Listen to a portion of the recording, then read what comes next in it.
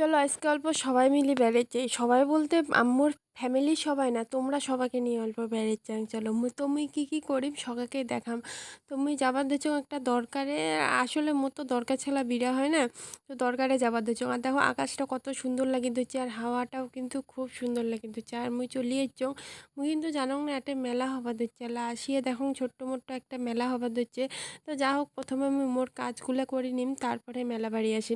তো মেলাবাড়ি ঢুকছো, মাত্র কয়েকটা দোকান বসছে, মানে দুই তিনটা আর কি।